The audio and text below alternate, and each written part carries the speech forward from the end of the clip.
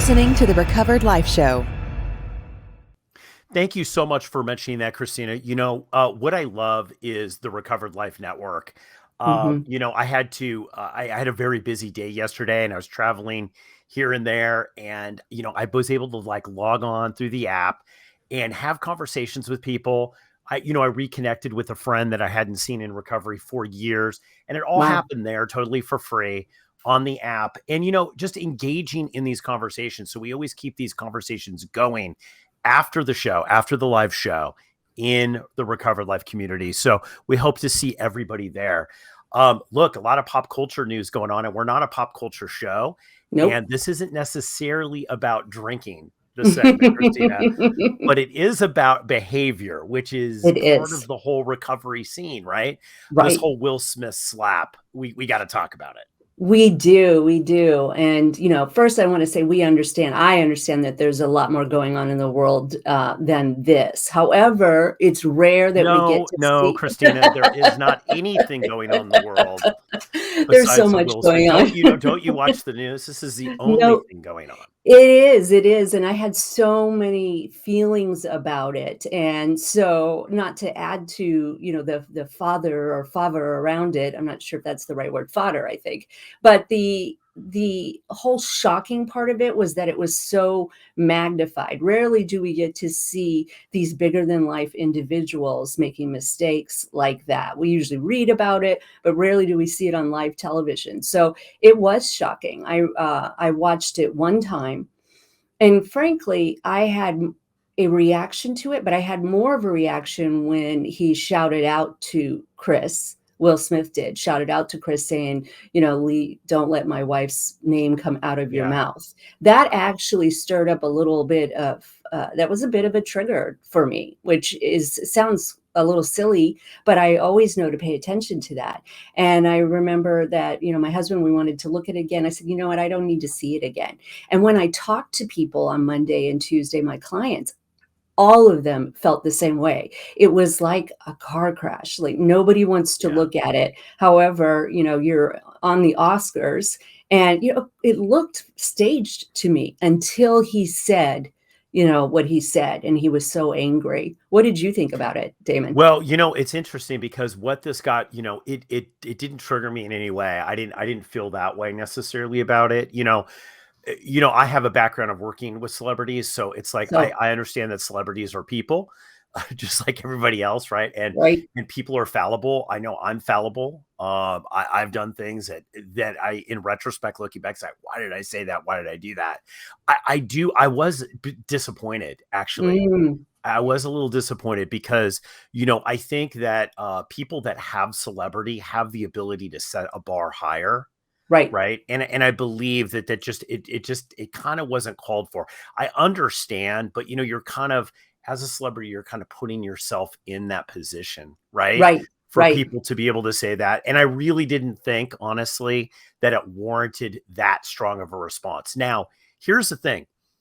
Why I wanted to have the show about this, Kristina, why I was like, I texted me, I was like, we've got to do, we already had Monday planned, but we're like, we got to do this. We have to do a show on this, is because this whole thing about how to deal with conflict, how to deal with making an amends, how to take what is your part, what you're not. And it's funny because the whole world's kind of talking about the elements of that right now.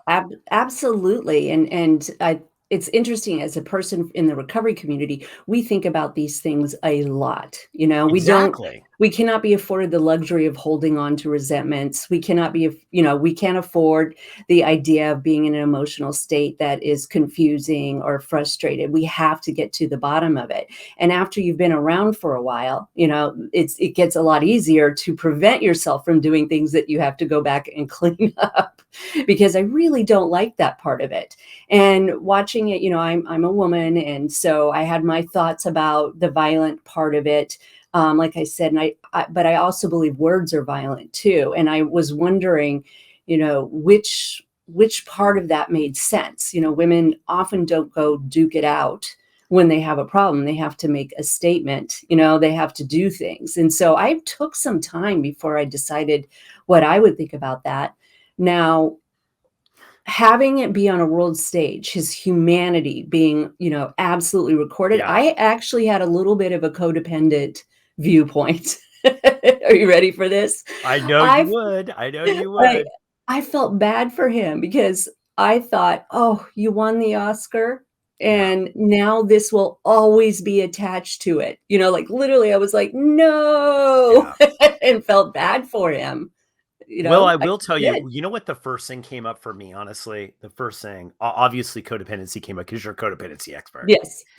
But I deal with a lot of people in what I'm going to call transitional recovery, right? So they're moving into recovery from a life of not Mhm. being in recovery.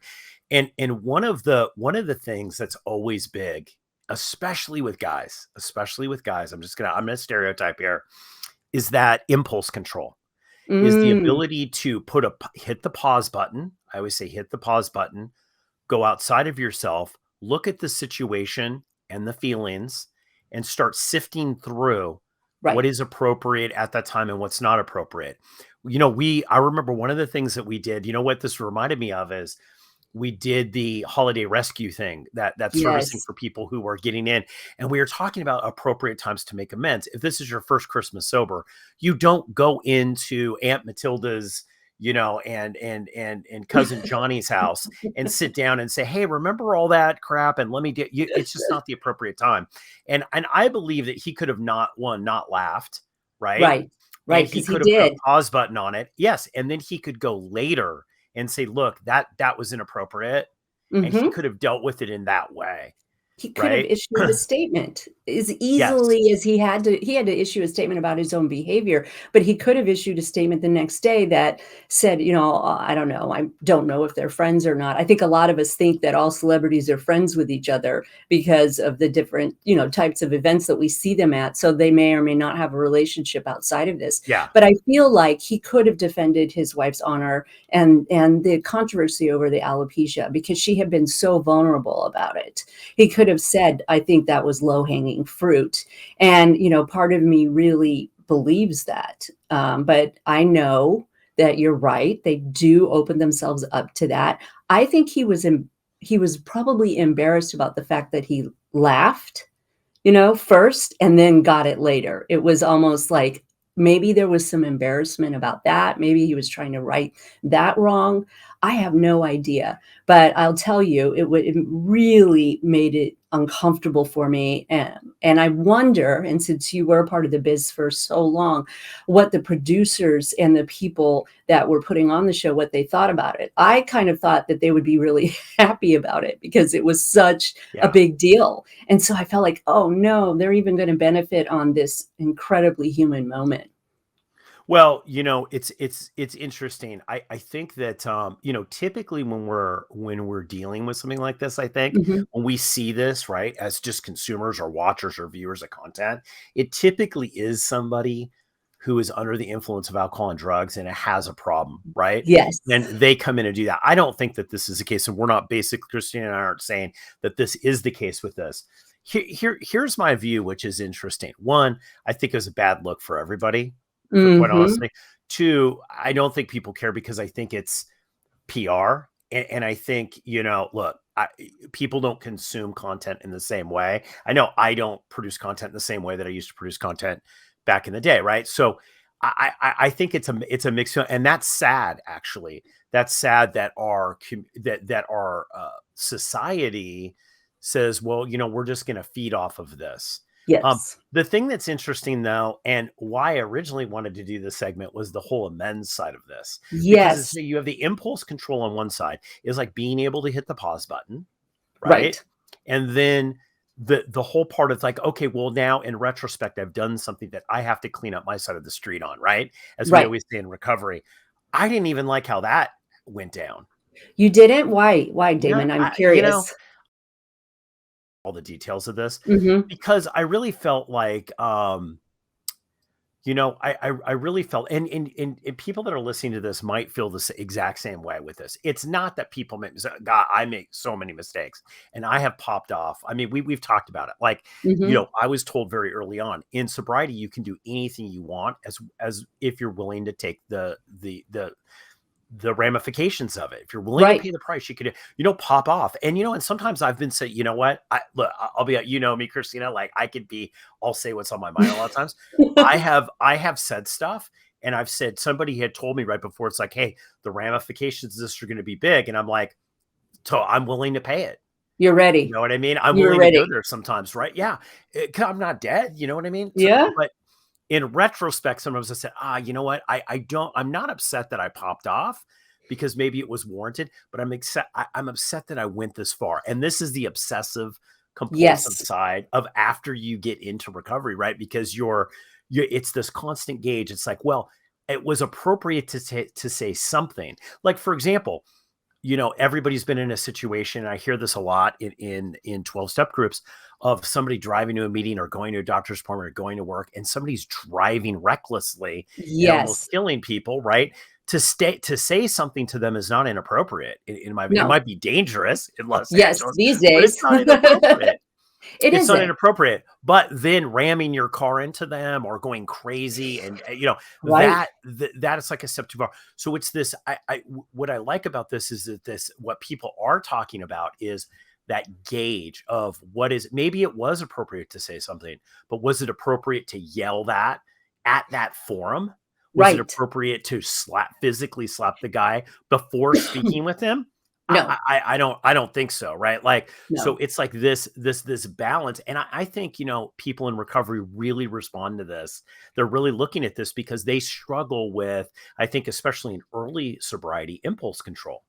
Absolutely, and there's these huge feelings, and when we're first feeling our feelings because we're no longer sedating ourselves, they can be really hard, I had Yes. Yes. this is a secret to nobody. I had an anger problem, that was one of the reasons why I drank. I kept gulping it down, and it sure as heck showed up when I got sober, and I remember that first year struggling with the huge emotions, and that's funny, I even said just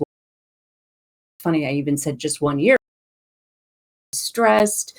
I can tell you that when I was dealing with my son's diagnosis and he was very young and it was a big struggle, I lost my temper and acted like a mad woman. I remember this one scene, in a parking lot where this man was going nuts, and I literally got out of my car like I was going to fight him. And then the Yeah. shame that came after that. So I think it's good for us all to talk about behavior. I think it's really great as long as we can see that we are just like him. Many of Yeah. us are still learning, and I have no idea what was going on in his brain, but I can only imagine. And I don't know why his people didn't stop him, except that maybe they weren't close enough to do that, because thank God I've had people stop me, and pull me aside and say, okay, that's enough. Because, within 10, 20 minutes, I'm able to resolve the feeling, or it's a big sign for me to go get some rest and take care of myself. I'm the Yeah. boundaries person. So I think it was perfectly fine for Will Smith to say this is a boundary. I've heard all kinds of rumors, whether everybody wouldn't have thought it was fair game. So it is a complex situation. There are many, many sides to it. I do believe that Will Smith owes an amends. I know he issued a statement apologizing. I do believe that is, the right track. I just feel bad that, his night of glory, winning the Oscar, was overshadowed by this incident. So Well, it's I'll tell you, regretful. I think the thing is, when we're in a world of violence and conflict, I will say this about some, because I think we need to cut people a break a lot of the times. I think Mhm. most people are doing the best they can with what they have, with the skills they Right. have. Most people, and you know what? Like, I don't know Will Smith personally, but I would assume he is just like everybody else, right? He wakes up in the morning just like everybody else. He has fear and anxiety just like everybody else, right? So true. It might be different, and I think it's even magnified. My experience is that that's tough. You know what I That mean? Like, if is. I woke up every Is. morning, it would be it would affect me. I'd Right. be reading it. It would be, if I'm not going to lie, it would affect me. Right. But I think the thing that the big takeaway of this, though, is this whole impulse control and this ability to, for people in recovery to deal with difficult situations. Right. Like, Absolutely. cause I've been in really difficult situations, and I just admitted, Chrissy, like I've been known to pop off every once in a while and say what's on my mind. Some of that I regret, some of it I don't. Most of the time when I regret it, it's not that I said something, it's how I said it. I It's was like, going to am say. I being, I always used to hear this, am I being loving and kind? Am I Hmm. being constructive? Am I being whatever, right? Like, so like I kind of keep that in mind. The hard part is just getting sucked up in the whole thing. And then this post thing about like, well, how do you really make an amends, right? In a way that is uh appropriate. And I think, for this, the people who were harmed, I think it's the younger people who see this is like, fame is going to get me this, right? Hmm. And this is the same thing with drinking. I mean, I know this was for me. If I can drink, I'm going to be free. I'm going to do this, right? It's a lifestyle too. Look, Right. we're the first to admit it's like the hardest thing about, I think, getting sober for people is breaking the lifestyle. Alcoholism is a lifestyle.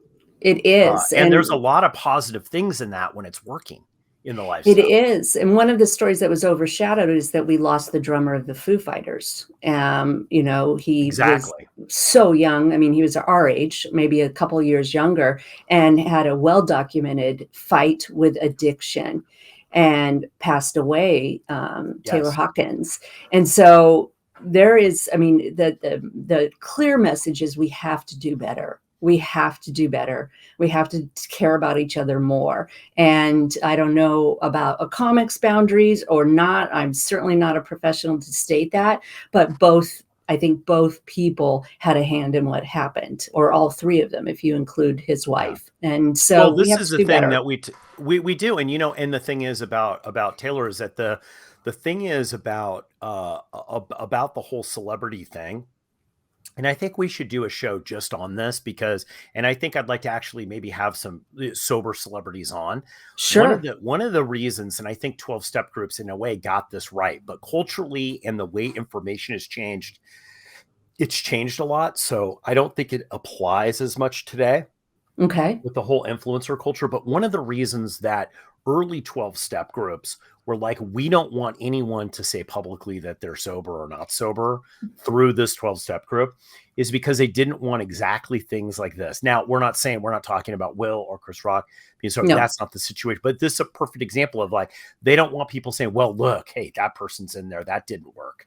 Right. Right. And look, Right. we know just from being in sober in Los Angeles and especially where I'm located, it's like, people that are celebrities that are in recovery. And some recover out loud, some do not.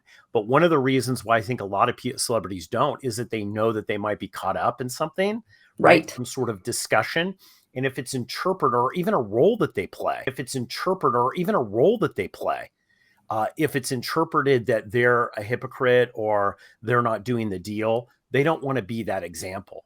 Now, I think it's tough in today's world to hold to that standard that was created in that whole 12-step model, to be honest with you. And I It don't is. know if look, that's a whole other discussion, but I don't even know if it's really helpful anymore. And I think you can say you're sober without discussing how or where you get it. I don't know, attraction versus promotion is the model. And I think that as we see and as we continue to do the Recovered Life show and the different, the Recovered Life network, that we will eventually, as a society, quit holding, quit holding addiction as a shameful disease. Well, We'll start I think bringing in. one of the things that's sad about all of this, and especially the Foo Fighters drummer, right? It's like, Mhm. people are like, why didn't somebody do something? And I don't know the details around it, so I don't want to paint a picture that's not real, but I know there was a history of that. Doesn't Mhm. mean that that's what happened, right? Like there's um, but the thing is, it's interesting is that why there's always this discussion about why didn't somebody, like you said, why didn't somebody grab Will Smith and say, no, Right. don't do it. Right. But And I think that there is this inability, I think, a lot of the times in the celebrity culture, because the machines that are built around them, no one Mhm. wants to be the first person in the parade to say, hey, this is out of control. Hey, this needs to change, because you're not going to be in the parade anymore. Right. Right, You're gone from the parade. You're removed from the parade if you speak out against the parade a lot of time. So I think I think the good thing about some of this is that when we see about these overdoses, although it's sad, I think it does maybe awaken people to the fact that people, places, and things are not going to cure you from recovery, and that you're not going to cure you from alcoholism and drug addiction. That you're right, going to actually, no matter amount of money, I'm going to tell you honestly, I will say, personal experience from people that I know, there's no amount of celebrity, no amount of money that can get you sober.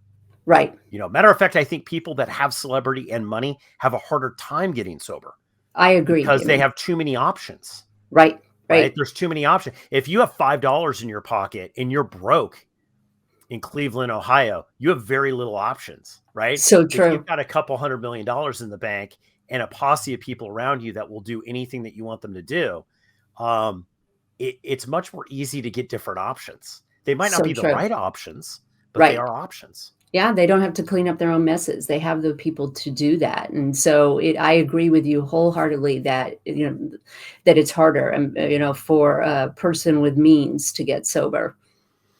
I think it is. So I think this is a really good lesson in general. I'm glad that people in recovery are talking about this, because it tells me that in recovery we've evolved a lot. Mhm. We're now more talking about the finesse of impulse control, how to make an amends better, how to make it better for people in our lives. I think it's great. I think it's a really great discussion to have, and something that definitely warrants thinking about. So true, so true. This has been a couple of years of us. I've said it before.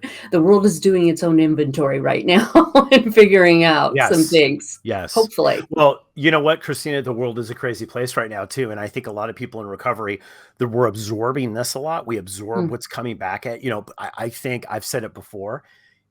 I think that people in recovery get a rap that we're not sensitive at all. I think we're way more sensitive Way more. than everybody else. And I think that that's why I think it plays emotionally into drug and alcohol abuse, because it's a way to escape from those feelings and things that we're sensing. Keep the conversation going. Join Recovered Life, a community of like-minded people who are looking to live their best recovered lives. Membership is free, and you can apply at recoveredlife.us.